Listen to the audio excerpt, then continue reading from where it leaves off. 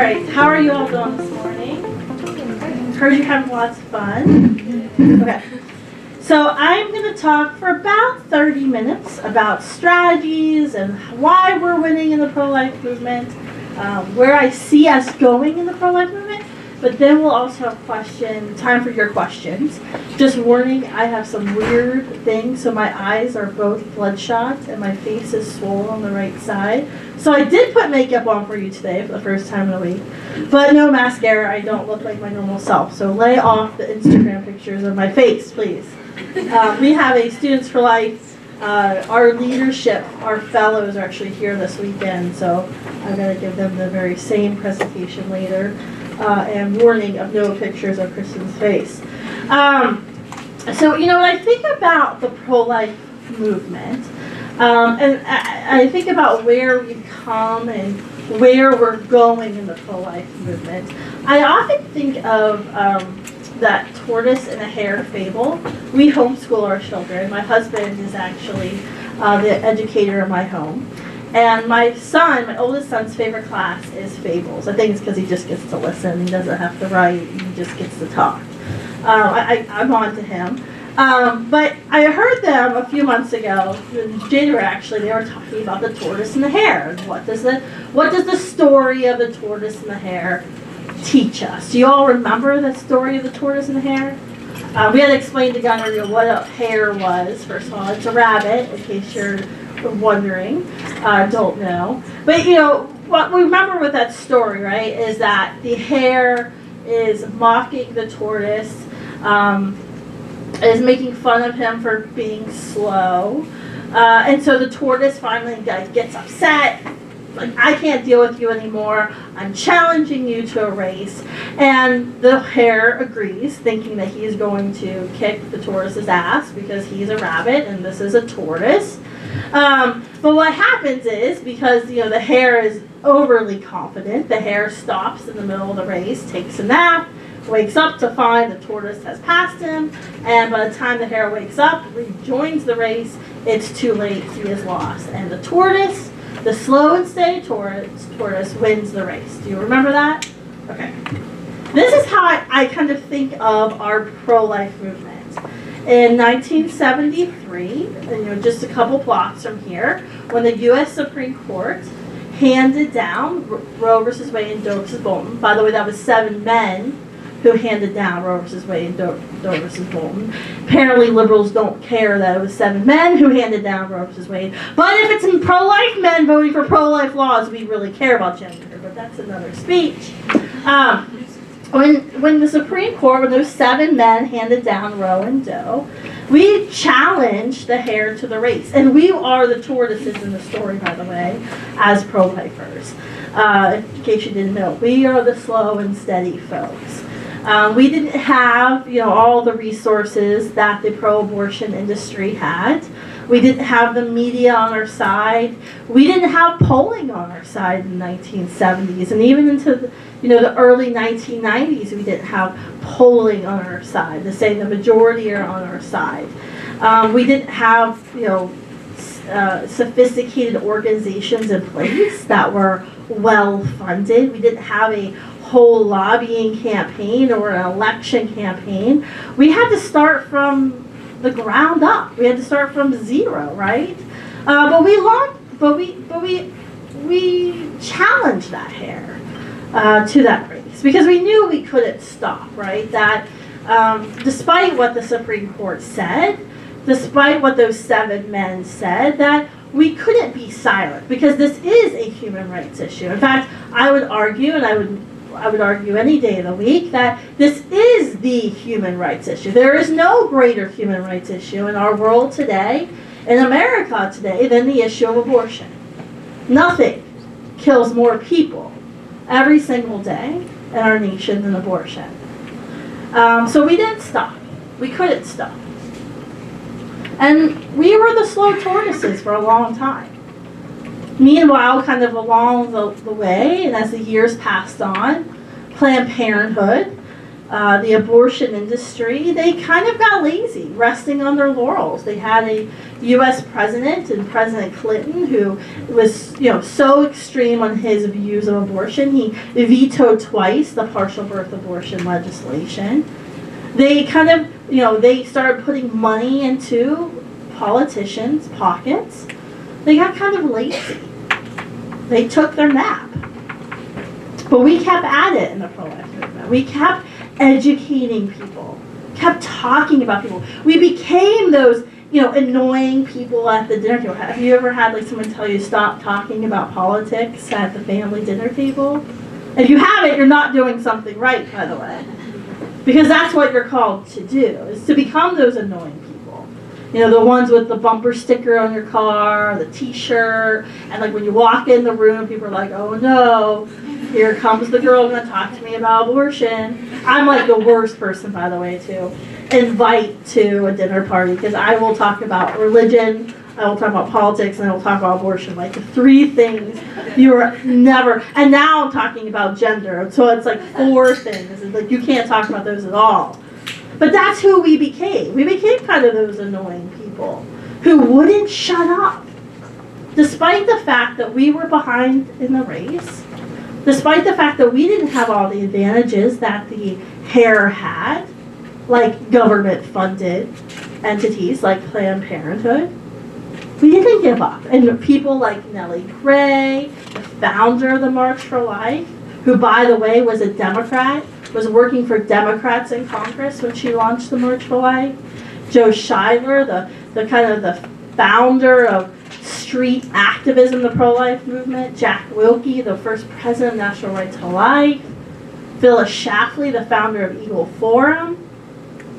Because of those people who are willing to stand up, who are willing to be courageous, who refuse to be silent, even when everyone was telling them to sit down and shut up, that they were in the minority, because of them, today, our movement is strong, and it's growing, it's alive, because they fought against all odds. And today, our pro-life movement is in a sweet moment, a very sweet moment. Our poll that we at Students for Life conducted this January proves it. When told what Roe v. Wade actually does, in 3 sentences, the majority of our generation rejects Roe versus Wade and actually believes it should be reversed. That's not something you heard in the Democratic debate. In fact, last night, someone was saying that the majority support Roe versus Wade. Oh yeah, they support Roe versus Wade unless you tell them what Roe versus Wade was. I love how people have opinions on things, but they have no idea what those things are. It's fascinating and scary all at the same time. Our generation rejects abortion. The youth generation rejects abortion. And that's a powerful moment, because when you look at the history of social reform in our country, any time there's been mass cultural change in our country, it's come when young people join. Because young people are the cultural trendsetters. Politicians look to you. They look to our generation. They want to know what our generation, how we feel, how we think about certain issues. That's how they actually inform their opinions on things, because they want your vote. We are the cultural trendsetters. And to know that young people, the majority of young people, the majority of our generation, reject taxpayer-funded abortions, yet every single one of the candidates running for president in the Democratic ticket have publicly declared that they believe taxpayers of all religions, of all beliefs, should fund abortions. That's a long-standing principle since 1976 that we've had in our nation, that taxpayers shouldn't be funding abortion. And in fact, over 70% of millennials agree that taxpayers shouldn't be funding abortions. So we had this sweet moment. Have you guys noticed it? Pro-life is talked about all the time. Abortion is talked about all the time. We are truly the pro-life generation. And what's most exciting to me and what we've seen in the past few months is that we actually are the post-Roe generation. We will be the generation that lives in a post-Roe America. Because Roe versus Wade is finished. The end of Roe is coming. So we're on our way. We're on our way to victory. The challenge we have before us, ladies, I think there's 2 gentlemen, is that the Hare is woken up. Planned Parenthood is woken up.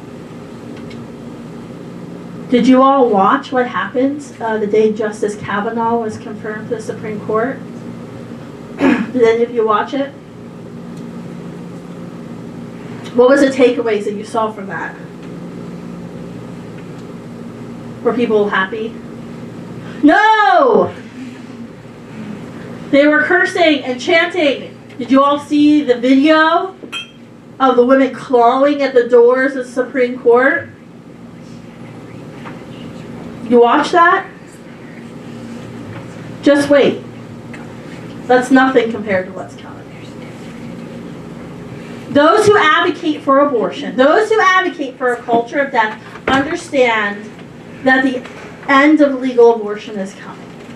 The Roe is going to fall. And by the way, I want to explain to you what that means. When Roe falls, when Roe is reversed, what that will mean is that will mean the decision of abortion will go back to every state. That doesn't mean that abortion will be made illegal in every single state instantly. That will mean the states will actually have the right. Citizens will actually be able to have a voice in the vote for life. About 9 states will instantly make abortion legal. There will be about 15 states the pro-life movement will engage in immediately to make abortion legal. And then we'll go state by state by state to continue on our mission of making abortion illegal, but also unthinkable at the same time.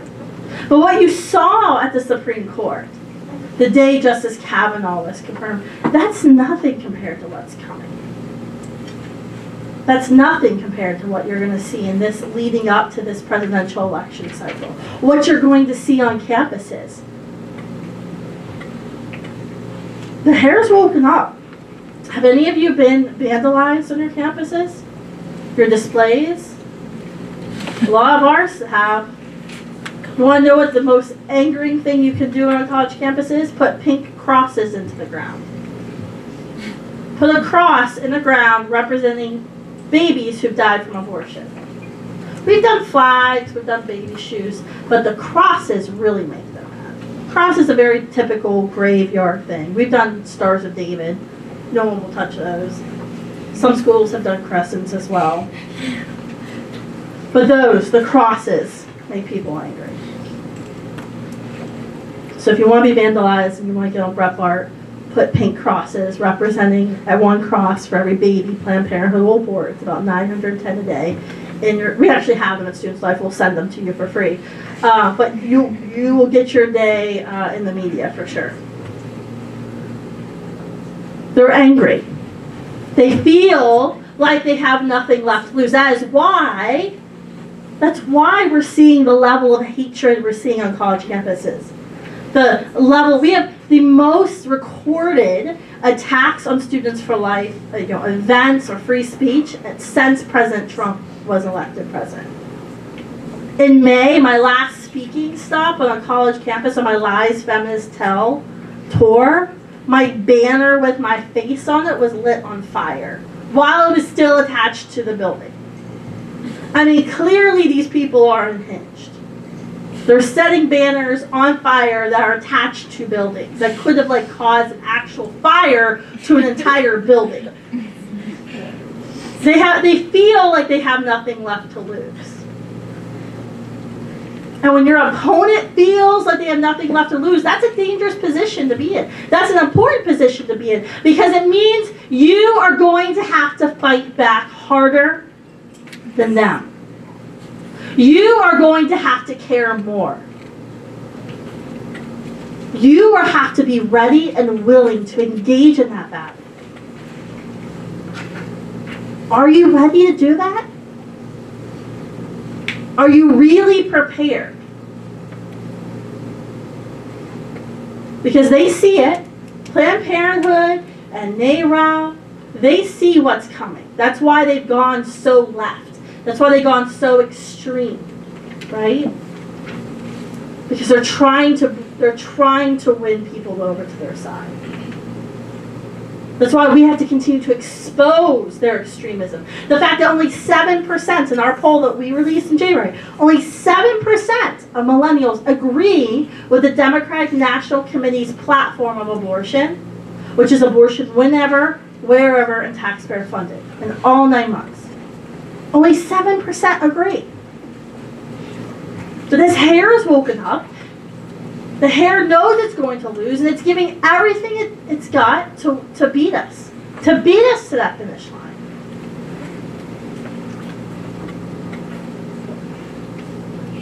You don't have to look if you don't believe me on vandalizations, and trust me, you should do the crosses because that would be fun. Look at social media, right? Just this week, the Google executive came out saying that they have a role to play in stopping Donald Trump in 2020. The fact that every time I tweet now, I don't know if anyone follows me on Twitter, but every time I tweet now, it says potentially sensitive content on everything I tweet. Even if I'm like complaining about the airline. It's why live action was banned from Pinterest. But we posted all live action stuff on our Pinterest just to get them back. Why are they going to such lengths? Why is social media giants, digital media giants, going to such lengths to silence us, to shut us up? Because they're afraid, right? So what do we have to do? Where do we need to go? All right, the first thing you have to do is you have to believe. First thing you have to do is you need to be able to, in your mind's eye, see an America without Roe versus Wade.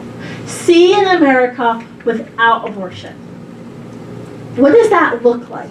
What is needed? What is needed on your campus and in your community to make sure no woman ever again feels like she has to choose between the life of her child and her education or her career? Because I'll tell you what, Planned Parenthood is there telling her she can't. The abortion lobby is there telling her, you're not strong enough. We, the pro-life movement, pro-lifers, are the ones saying, yes, you can. It may be hard, but yes, you can. We're the ones with the positive, affirming message. But you have to first be able to envision in your mind what America looks like without abortion. And you actually have to believe that it's possible. Because until you believe it's possible, you won't work to make it possible. The other side believes in their minds, they believe in their hearts that the end of Roe is coming. And that's why they're acting crazy, and they're going to continue to act crazy. Do we actually, on the other side, believe that as well? Do you? So first thing you have to do is kind of a gut check. Do you believe in a nation without abortion? A nation without Roe versus Wade? The second thing I think we need to talk about is how do we end campus abortions? Because abortions are happening right where you are. Every single day. What can you do on your campus to eliminate that perceived need for abortion? Do any of you go to school in California? So SB 24, we've been lobbying against SB 24 for the past 2 years. We were there. I testified a month and a half ago. SB 24 is going to demand that every single one of the state university schools dispense RU46, the abortion pill, on campus. And that's not going to just stop in California. If we want to build a wall, we need to build a wall around California, first of all. I just had a meeting with a guy running for Senate in Arizona. Like, Arizona's screwed now. Colorado's screwed because you guys keep exporting yourselves to other states. You voted crappy policies in your state. You bankrupted your state. And then you moved to other states because you can't afford to live in your state. Ugh. We need a wall around California. Just lock everybody in. It's a great place. I love to go, but ugh. But that campus abortion bill is going to be passed. Last year it was passed, and the pro-choice governor vetoed it because he knew the liability. Because women are dying and bleeding out on toilet seats on college campuses. That's not going to be great for PR. The pro-abortion governor now, Gavin Newsom, has already pledged to sign into law, so it's going to pass. And I've had meetings with DOJ today. I mean, HHS, all about your state. Thank you. Sorry, I'm sorry to attack California, but I'm really amped up on California. But that's not going to stop in California. They've already said it's a beta test. They want to take this bill and they want to take the college campuses across the country. They want to turn every single college campus into an abortion facility. Why? Because abortion numbers are on decline. Girls don't want to go into the dirty, filthy abortion facilities. The standalone abortion facilities are a thing of the past. There's fewer freestanding abortion facilities there are today than the past 30 years. The numbers keep continuing to decline. And so when Planned Parenthood opened up their mega abortion facility here in DC, they had like a whole Washington Post style section right up on how beautiful and modern their baby killing place was. But what can you do on your campuses? At Students Life, we have a program called Pregnant on Campus, and it's all about finding resources. Often there are resources on your campus. Your campus has a Title IX coordinator. He or she probably doesn't know much about Title IX because it's probably the fifth duty that they have. But find out who that Title IX coordinator is. Start educating girls on your campus. Everyone knows where to go get their condoms. Everyone knows where to go get their birth control freshman orientation weekend. Does anyone tell her where to go if she's pregnant? Every single student that we work with who's pregnant on college campus has to go from office to office to office to office to try to find accommodations. One office for parking, one office for housing, one office for financial aid. And often it's the Students for Life members who kind of chaperone her and walk her through these offices. What can you do on your campuses to make it easier on her? To actually give her a choice? Because one thing we know for sure from women who choose abortion is they will say it wasn't a choice. It was either me or my baby. I couldn't do both. I had no other choice, no other option. And we know, as conservatives, as people who care about conservative policy, if we want to make sure she doesn't live in poverty, if we want to make sure her child doesn't live in poverty, the best thing we can do for her is to make sure she gets her degree. Because a child born into poverty is 7 times more likely to live in poverty his or her whole life. But often, the only thing she hears on her campus is have an abortion or drop out. There was a girl, our Students for Life group met her on a college campus in Colorado. She missed finals because she was, giving birth. The school told her because she missed finals that she didn't qualify for financial aid. We wrote a letter and was like, hey, there's this thing called Title IX, you can't discriminate against pregnant people. Pregnant people, do you like that phrase now, by the way? It's no longer pregnant women. You can't use the word pregnant women because women aren't the only ones that get pregnant. I'm informed all the time. That's a whole nother lecture. But yeah, so we wrote a letter to school, and they're like, oh yeah, that's right. Yeah, you have to have your financial aid. But then what they didn't do to Ruth is they wouldn't let her retake her exams. So she missed her final exams because, she was giving birth to another freaking human being. And while they took away her financial aid, they reinstated it, but then they said, yeah, but you can't retake your final exams. So your 6 credit hours you worked for this semester are gone. So now Ruth is a child who's a 1.5-year-old, working 3 jobs, trying to pay the school to pay off her loan for the 6 credit hours she took that she didn't get credit for because they wouldn't let her take the exams. And by the time she figured out she had the right to ask for them to make accommodations to let her take the exams, they said it was too late. This happens over and over again. What are you doing on your campuses to eliminate that perceived need for abortion? Third thing you've got to do, so you're going to envision, you're going to end campus abortions, you have to stop Planned Parenthood's influence on our generation. Stop Planned Parenthood's influence. Planned Parenthood is the abortion Goliath. They are the ones leading all of the efforts. Anytime there's a pro-life law passed, guess who files the injunction or lawsuit? Planned Parenthood. Anytime anything happens in abortion in this country, Planned Parenthood is there. NARAL, now, all of them, they're nothing compared to Planned Parenthood. In fact, they all hate Planned Parenthood. It's fascinating how their movement works. You have to end Planned Parenthood's influence. You have to talk about Planned Parenthood. Look, talking about Planned Parenthood actually works. On college campuses this semester, within 3 minutes, we were able to transform 50% of pro-Planned Parenthood students into anti-Planned Parenthood students. And we didn't even have to make an argument about abortion. All we did was tell them, this is the scope of services Planned Parenthood provides. Here's the scope of services that federally qualified health centers, the more than 8,000 federally qualified health centers provide. Oh, did you know these FQHCs serve more than 21 million men, women, children? Planned Parenthood says they serve 2 million, but that's actually inflated. Did you know the average cost to the taxpayer is $40 more per patient at Planned Parenthood versus a federally qualified health center? All you have to do is show people that there's an alternative that actually provides a full range of care that isn't a major political contributor.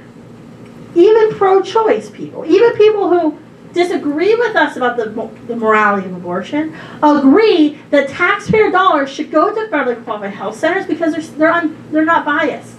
They're not one of the biggest lobbyists here in Washington.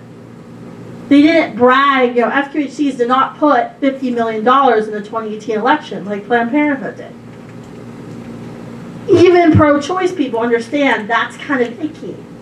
That this government agency receives this money from us and then puts money back into the pockets of the politician that vote for them. Everyone gets that that's kind of icky. That's not good. By a 3-to-1 margin in our poll in January I mentioned earlier, by a 3-to-1 margin we had millennials saying tax dollars should flow to FQHCs versus Planned Parenthood. And that was simply by just telling them what FQHCs are. It's common sense. But you can't shy away from it. I hear a lot of people in Washington sometimes are like, you can't talk about Planned Parenthood. They have a good name, ID. Talk about Planned Parenthood. Don't, be that annoying person. Where's your defunct Planned Parenthood shirt? I need Go Fund Yourself Planned Parenthood shirts. I have Go Fund Yourself bumper stickers, but I need those shirts. Keep talking about this issue. Once you envision it, once you start living it out on your campus to transform your campuses, and you keep talking about the abortion Goliath, you keep attacking the abortion Goliath, you're going to be a full-fledged activist for life. And that's what we want. That's what we need. Because in order to be this post-war generation, we need every single one of you involved. We need you to be little Davids. Right? Be those little David versus Goliaths on your campus. There's a book, Malcolm Gladwell, he wrote The Tipping Point. You ever hear that book? It's like a miniature book. You will one day. But he wrote another book called David and Goliath. And I'm a millennial too. I don't read books. I just watch TED Talks. I'll admit it. I'm comfortable enough in my position to admit it. And so it was interesting. I was watching the TED Talk about David versus Goliath. And it kind of reminds me of that the Tortoise and the Hare battle, where, David is this perceived underdog going into the fight. And once again, we're the underdog. Goliath is this huge giant. No one will challenge him. And so Malcolm Gladwell, he was studying the actual historical fight He met with archaeologists, historians. They went to where they believe the fight transpired. But his premise of his book was that we think of David versus Goliath as a rarity. That it's a 1,000,000 to 1 shot that a David will defeat a Goliath. But what he found is, and he kind of studied David versus Goliath's fights throughout history, starting with the original one, then he went to some other ones.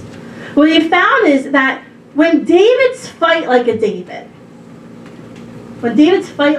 you can win about 60% of the time. Your odds dramatically improve. But you have to fight like a David. You can't fight like a Goliath. What does that mean? Well, he looked at what actually happened in the Bible. How David, what did he do? The first thing David did in the Bible is he transformed the rules of the game.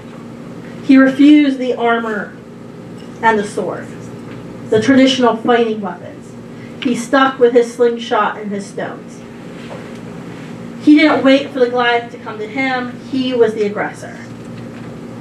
There's all kinds of things that he was able to do. He rushed forward, but with Goliath being a giant, it was hard for him to rush forward. He was the advancer in the fight. He didn't wait for the fight to come to him. He went to the fight. He changed the rules of the game. He thought creatively about how to defeat this Goliath. He rushed forward into the fight, but he also substituted effort for ability. Knowing he wasn't the most well-trained warrior, he put more effort into it. That's what we're called to be as little tortoises in this fight. We have to substitute effort for ability because we're not going to be the most well-trained spokespeople. I go to college campuses all the time, and sometimes I'm like, oh crap, I don't know how I'm going to answer that question. I'm always learning, or I'll watch the tape and I'm like, oh, you idiot, you should have said this, You always have to hone your skill. You're always going to want to do better. You can't let that fear of not knowing every answer, that fear of not, being that new person, keep you from speaking out. You have to be willing to learn, put in the time. You have to be willing to rush forward and not let the battle come to you, to be proactive. You have to be willing to get creative and think about how you're going to win this battle. Whether it's on your college campus or whether it's here in Washington, D.C., a piece of legislation. How are you going to think about this in a way that no one else has thought about before? Are you willing to fail? Are you willing to fail and learn something and grow? You got to be a courageous David because we are the tortoise and the hare is woken up. The hare knows it's losing. I mean, they're freaking crazy now. I'm surprised there's not Handmaid's Tale at the DCA mall at the little kiosk for all the souvenirs because every time I'm here all I see is Handmaid's Tale costumes. That's the new thing. They're crazy. They're crazy for abortion. Why? Because so many of them have had abortions. So many of them have had abortions. That's why they're crazy about abortion. That's actually why you need to show grace when you're debating someone who's pro-abortion or radically pro-abortion. Because of those people who are clawing at the Supreme Court doors, I'd risk my entire year's paycheck to tell you they're probably post-abortive. Because they're hurting inside. Because they've chosen abortion. So anyone saying that abortion is wrong means you're saying that they were wrong. But the hare's woken up, and they're going to give everything they've got to this fight. The question is, are you going to be ready? We're winning. We are winning this fight, women. We are winning. But will we actually win? Will we cross the finish line? That's going to be up to you guys. All right, we have time for questions.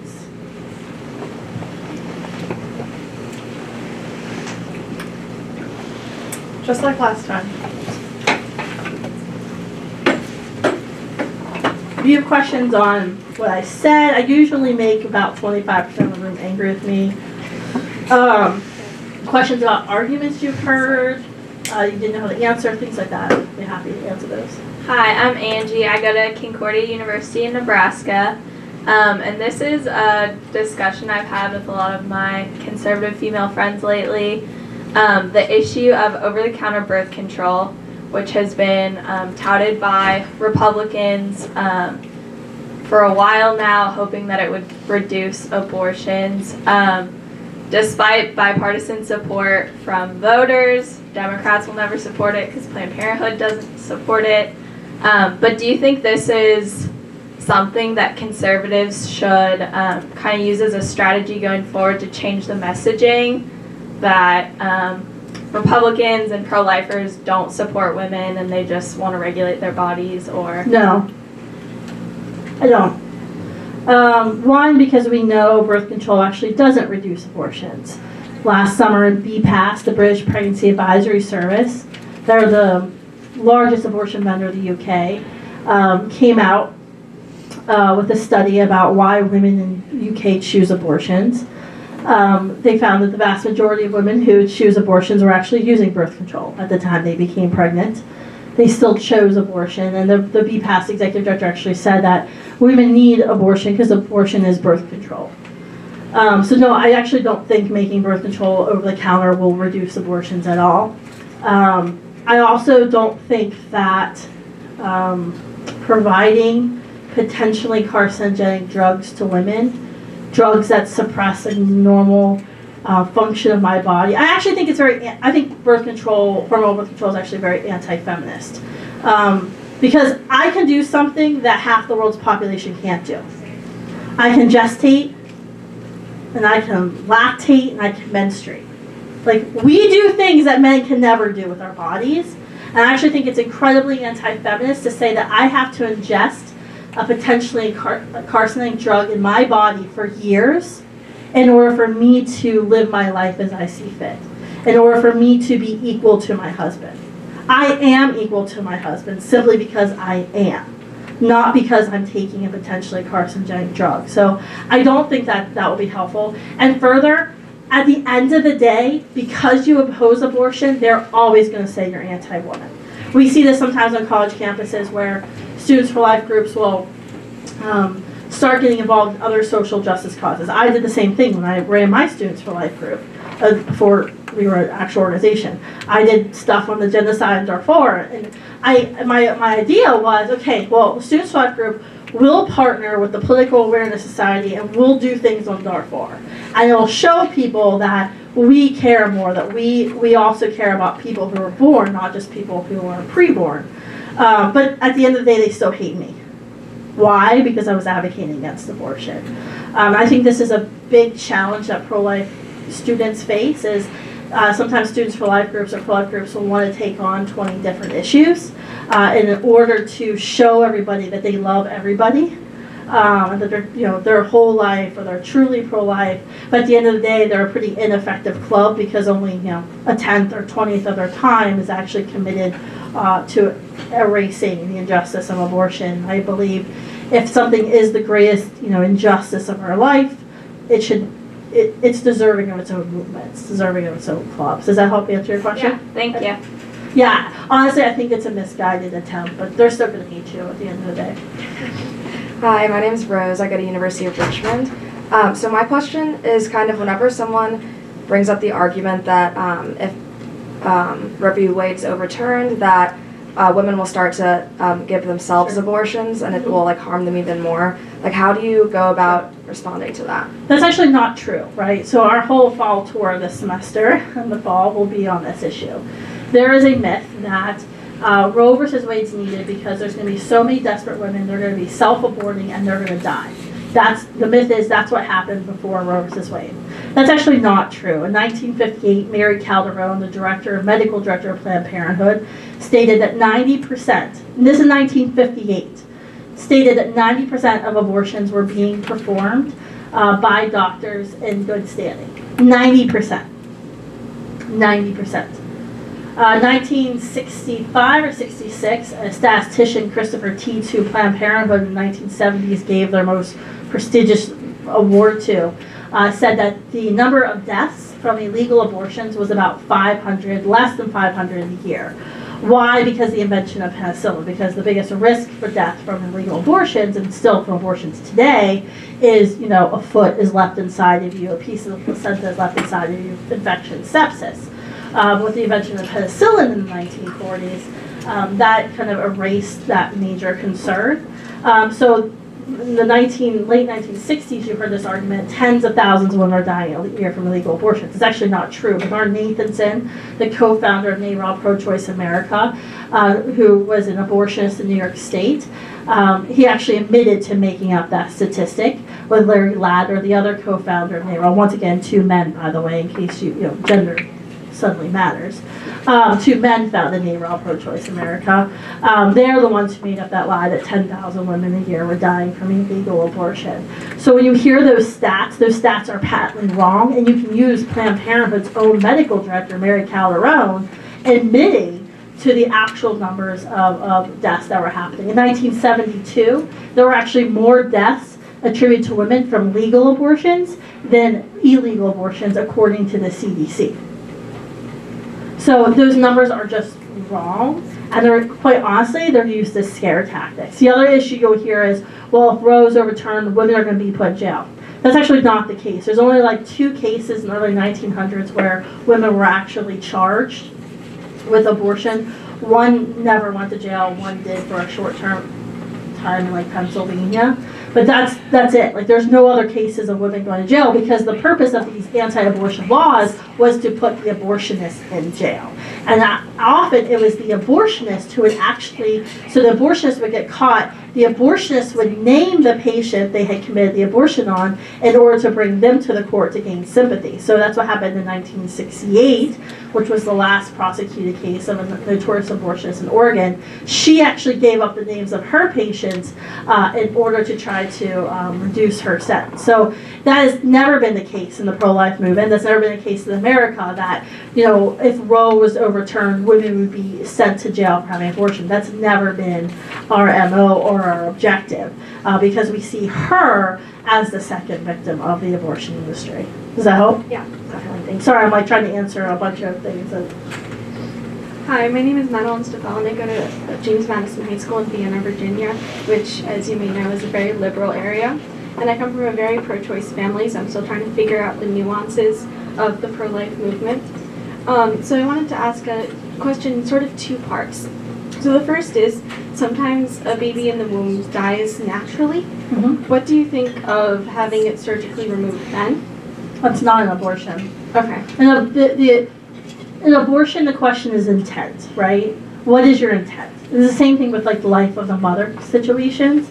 Is the physician's attempt to, serve 2 patients, or is it to serve 1? So if a child has died in the womb, going in and having a D&C procedure done, as opposed to having her birth the dead child through a natural, more natural miscarriage, that's not considered an abortion by the pro-life movement, because you're not actively going in and ending the life of a human being. An abortion is when you actively go in and end the life of a human being.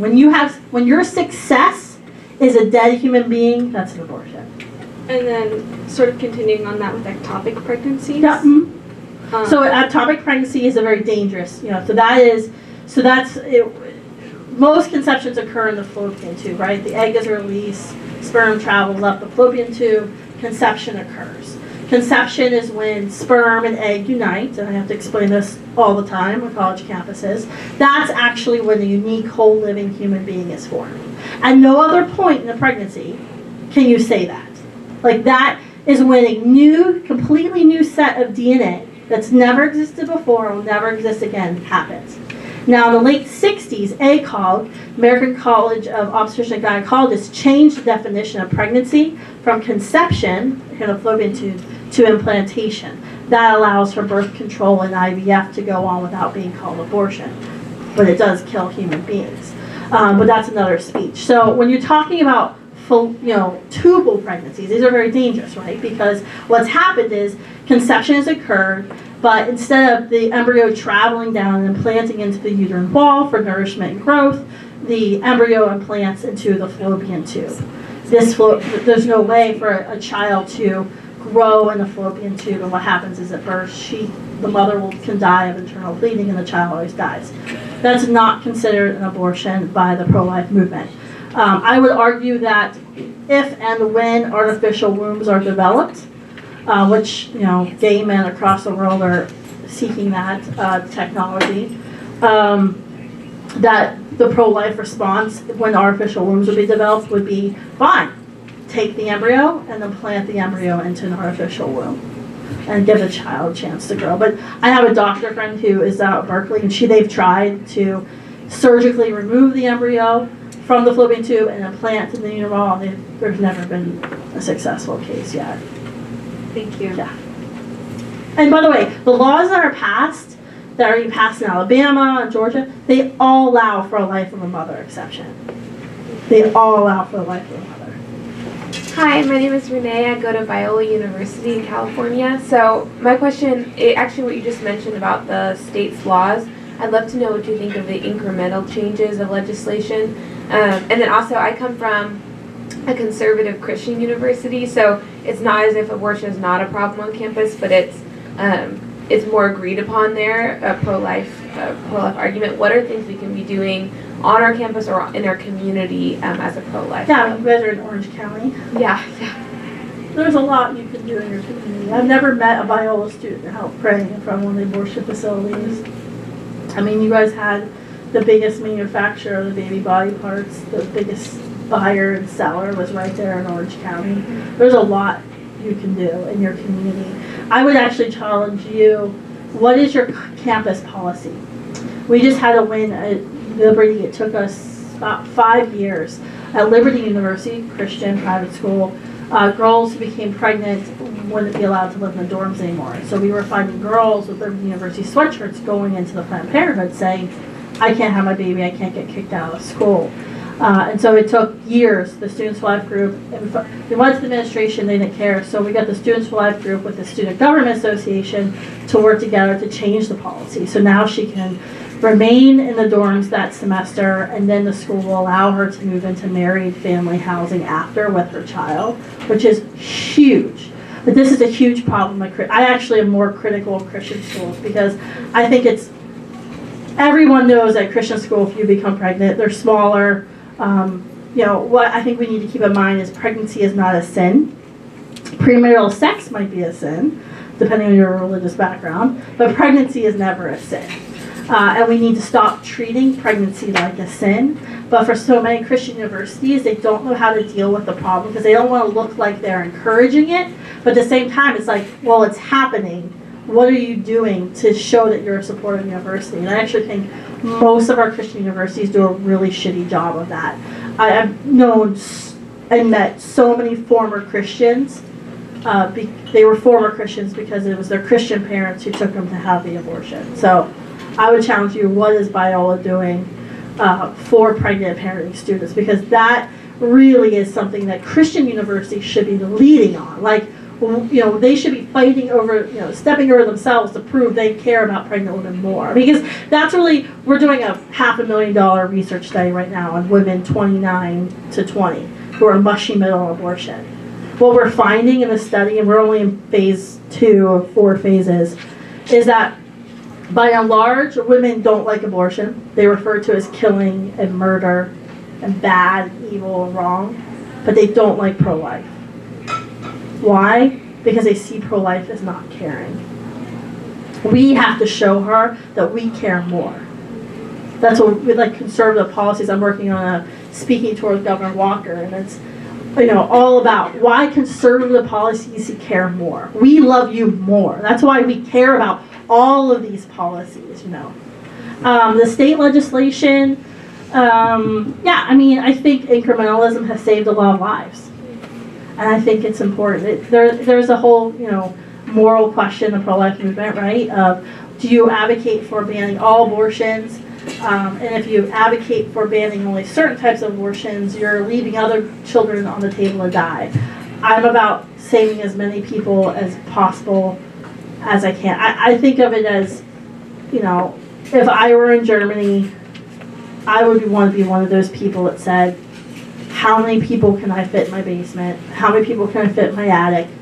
Let's cram, you know, every single space I have in my house to stop this group of people from entering a concentration camp, knowing you're not going to be able to fill your house with everyone. Hi, my name is Eden. I go to Civil Friends High School here in DC, and my question is about infanticide. Do you think that as the left becomes more radical in its position on abortion, you think that it makes their platform stronger, or do you think that it alienates its own supporters by exposing the trajectory? It actually alienates their own supporters. About a third of Democratic voters aren't in line with the current Democratic candidates or president. And that's actually where we're going to be focusing, a group called Susan B. Anthony List. That's actually who we're going to be focusing on the campaigns, is educating Democrats about how out of touch these candidates are. And really, why are they out of touch? Like, they're going after Joe Biden for not being extreme enough on abortion because Planned Parenthood, they're the biggest funder. It's all about the money. It's follow the money. It's all about the money. So President Trump and his administration has already said that, like, they're going to talk about late-term abortion. It's going to be one of the key abortion issues in the election. And that's a very, very good thing for us. Thank you. That's all the time we have for questions. Can we get one more round of applause for Kristan? You guys can email me. I'll give you my email address. I might not be the one to respond, but Andrew will respond, or somebody else on our team. My email is just Kristan at studentsforlife.org, Kristan. If you have other questions or something privately, don't forget, I have a podcast, Explicitly Pro-Life. You'll find out why it's explicitly pro-life. But make sure you subscribe to that, and there's lots more talking points. Thanks, guys.